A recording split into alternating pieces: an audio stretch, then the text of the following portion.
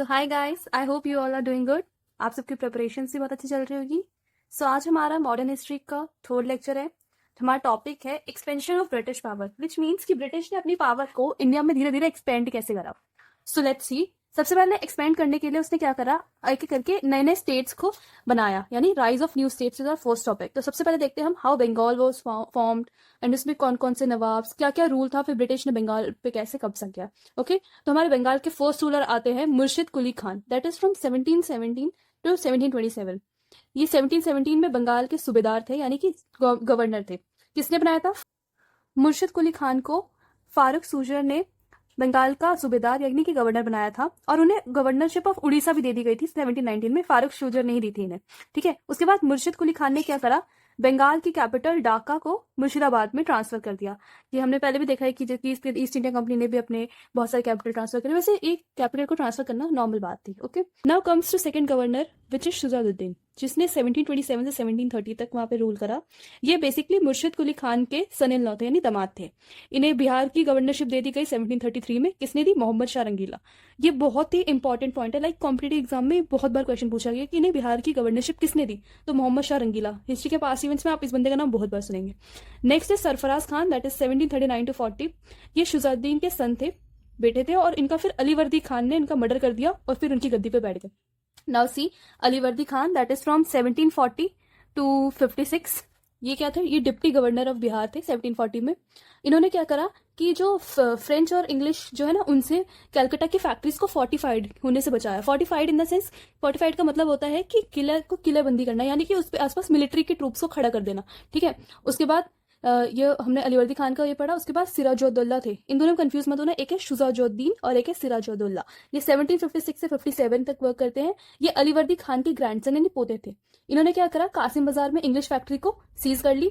फिर 20 जनवरी 1756 को fort William को सरेंडर कर लिया, ठीक है, अपने अंदर ले लिया। और उसके बाद फिर रॉबर्ट क्लाइव उसको छुड़वा के ले गए। उसने बाद में रॉबर्ट क्लाइव ने रिकवर करा फोर्ट विलियम को। उसके बाद 2 जन 1757 में रॉबर्ट क्लाइव और सिराजुद्दौला के बीच एक ट्रीटी ऑफ अलीनगर साइन किया जाता है, जिसमें ब्रिटिश जो होता है वो चंद्र नागौर को अपने हाउस में ले लेता है, ठीक है, कैप्चर कर लेता है। उसके बाद देखो सबसे इंपॉर्टेंट चीज क्या, मतलब इतना जो भी काम हुआ ना कि उसने सिराजुद्दौला ने ब्रिटिश के खिलाफ जो भी किया वो इसने अपने कुछ लोगों के साथ मिलकर किया, यानी उसकी जो मिलिट्री का आदमी होगा या जो भी होगा उनके साथ उसने मिलकर किया। बट क्या किया ब्रिटिश ने ना, उसके साथ जो भी लोग मिले हुए थे ना उनको पैसे खिलाए और अपनी तरफ खींच लिया, यानी कि एक तरह से उसने धोखा खाया इस चीज में। जैसे कि हिंदी में एक मुहावरा बहुत ही ज्यादा वायरल है कि हमें तो अपनों ने लूटा, गैरों में कहाँ दम था। तो ये बस उसी वजह से एक बैटल ऑफ प्लासी होती है जो सिराजुद्दौला और रॉबर्ट क्लाइव के बीच में होती है। इसमें जो भी सिराजुद्दौला के सपोर्टर्स थे वो सब अब ब्रिटिश की साइड चले जाते हैं, और उसकी धोखेबाजी की वजह से जो सिराजुद्दौला नवाब होता है ये हार जाता है। तो let's see battle of Plassey कब हुई, 23 जून 1757। डेट इतनी याद रखने की जरूरत नहीं है, बट ईयर बहुत ही इंपॉर्टेंट है, तो 1757 अपने मन में बसा लीजिए। हम देखते हैं कि किस किसने इसको धोखा दिया। यहाँ लिखा है nawab was defeated due to betrayal of, यानी किस किसने सिराजुद्दौला को धोखा दिया। ये मीर जाफर, ये जो था इसका मिलिट्री का हेड था। उसके बाद ये मनिक चंद जो है, ये जो था ये ऑफिसर इंचार्ज था कोलकाता का। ये अमीर चंद जो है ये एक रिच सिख मर्चेंट था, यानी कि बहुत अमीर सिख मर्चेंट यानी ट्रेडर था। और ये जो जगन सेठ था ये बिगेस्ट बैंकर ऑफ बंगाल था। और ये कादिम खान जो था, इसी ने नवाब के जो ट्रूप्स थे वो नवाब की तरफ ही फेंक दिए, यानी उल्टा वार कर दिया। ओके, सो ये हमने कुछ रूलर्स के बारे में पढ़ा बंगाल के। अब थोड़ा सा और आगे अपने टॉपिक को बढ़ाते हैं। So as we have discussed कि बैटल ऑफ प्लासी हुई और सिराजुद्दौला जो था वो हार गया ब्रिटिशर से, और फिर उसके अपनों ने इसको हराया। तो उसमें से जो था ना मीर जाफर, जो उसके मिलिट्री का जनरल था, उसको अंग्रेजों ने क्या वो दिया था कि हम आपको ना उसको हटाकर आपको थ्रोन पे बिठा देंगे। तो मीर जाफर जो था ये वो गया अंग्रेजी बंदा, ये बैठ गया उसकी जगह पे, उसको हटा के 1757 टू 60 तक इसने रूल करा। और फिर इस अब ये उसका ही था तो ये सुनेगा तो कंपनी की ना, तो उसने कंपनी को ग्रांट दे दिया कि आप बंगाल, बिहार और उड़ीसा में फ्री ट्रेड कर सकते हो, यानी कि आपको ट्रेड करने पे कोई भी एक्स्ट्रा टैक्सेस या कोई भी कस्टम ड्यूटी नहीं देनी पड़ेगी। बट ऐसा करने से वो बाद में कर्ज में डूब गया और बाद में उसने एज अ रूलर रिजाइन कर दिया। उसके बाद इसके दामाद मीर कासिम को वहां पे रूलर बनाया गया। फिर मीर कासिम ने 1760 से 1764 तक राज किया। बट ये था अंग्रेजी बंदा, ये नहीं था। इसने अंग्रेजों को बिल्कुल सपोर्ट नहीं किया।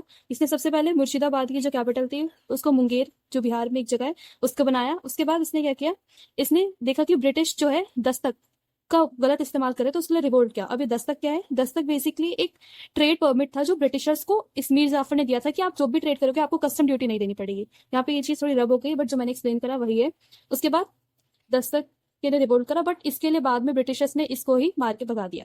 ठीक है, तो फिर ये बंदा जो है मीर कासिम, ये अवध चला जाता है, भाग जाता है। उसके बाद अवध में ना इसने एक ग्रुप फॉर्म करा, यानी कि जो होते हैं ना एक दुख वाले भाई भाई, तो इसने सेम दुख वाले वहां पे अवध के जो रूलर था शुजाउद्दौला, उसको कन्विंस किया, और मुगल एम्परर आलम शाह टू को कन्विंस किया कि देखो ब्रिटिश हम पे अत्याचार कर रहे हैं, तो हमें कुछ करना पड़ेगा। तो ये तीनों मिलके एक बैटल करने जाते हैं ब्रिटिश से, जिसे बैटल ऑफ बक्सर कहते हैं। ये 1764 में हुई थी। इसमें कौन कौन था? मीर कासिम, शुजाउद्दौला और शाह आलम टू। इसको बाद में ब्रिटिश के गवर्नर यानी मुनरो ने इनको हरा दिया, और फिर यहाँ से मीर जाफर वापस, जो ये मीर जाफर था जो अंग्रेजी बंदा था, इसने वापस थ्रोन पे आकर बैठ सकता है।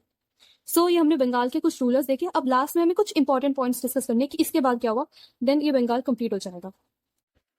सो as we have discussed about all the nawabs of Bengal, now कुछ इंपॉर्टेंट पॉइंट्स देख लेते हैं जो एग्जाम के पॉइंट ऑफ व्यू से काफी इंपॉर्टेंट है। जब मीर कासिम की जब डेथ हो जाती है, तो उसका जो बेटा होता है निजामुद्दौला, वो एक ट्रीटी साइन करता है ब्रिटिशर्स के साथ। जो ट्रीटी क्या कहती है, पहले मैं आपको पढ़ के सुनाती हूँ, फिर इसका मीनिंग समझाऊंगी। Nawab has to disband most of his army and to administer Bengal through a deputy subedar by the company. यानी कि नवाब की जो आर्मी मिलिट्री जो भी है उसको डिसबैंड करनी होगी, यानी तोड़नी पड़ेगी, और उसके बाद बंगाल को एडमिनिस्टर करना पड़ेगा, यानी उसके एडमिनिस्टर से रिलेटेड जो भी काम होते हैं, मतलब रूल करना एक तरह से, वो रूल करेगी जैसे करती है, बट उसके रूल की देखरेख कौन करेगा? एक सूबेदार होगा, डिप्टी सूबेदार, जो कि कंपनी का बंदा होगा। यानी कंपनी अब धीरे धीरे अपने पांव फैला रही है, वो कहीं ना कहीं से बस इंडिया में घुसने के लिए धीरे धीरे जगह बना रही है। ठीक है, उसके बाद जो रॉबर्ट क्लाइव होता है, वो दो ट्रीटी ऑफ अलाहाबाद साइन कराता है। किन किन से? शाह आलम से 12 अगस्त 1765 से, और शुजाउद्दौला से 16 अगस्त 1765 के लिए। ठीक है, उसके बाद में ये ट्रीटी किसके लिए होती है? बेसिकली होती है ड्यूअल गवर्नमेंट ऑफ बंगाल, यानी गवर्नमेंट में दो ड्यूअल गवर्नमेंट चलेगी, यानी दो, एक को कहेंगे दीवानी, एक को कहेंगे nizamat. Diwani is basically related to company, यानी कंपनी से रिलेटेड है, जो क्या करेगी? राइट टू रेवेन्यू कलेक्शन, यानी कि जो भी पैसों का देखरेख होगा वो कंपनी के पास होगा, यानी उसमें मेन चीज तो कंपनी ने की, इसलिए अपने पास। और जो निजामत है वो नवाब्स देखेंगे, यानी एडमिनिस्ट्रेटिव अथॉरिटी, यानी कि वहां पर जो रूल है, चोर पुलिस, चोरी, लोगों में क्या चल रहा है, इन सब का काम नवाब्स देखेंगे। ठीक है, यानी मेन चीज जो पैसों से होता है वो तो कंपनी अपने पास लेती जा रही है धीरे धीरे। So that's all about this video, that is Bengal. अब नेक्स्ट वीडियो में हम मैसूर के बारे में पढ़ेंगे, वहां के नवाब्स के बारे में देखेंगे, और ऐसी इंटरेस्टिंग हिस्ट्री को और अच्छे से एक्सप्लोर करेंगे। So if you like this video, kind like to this video, subscribe to my channel, and bye bye, see you guys.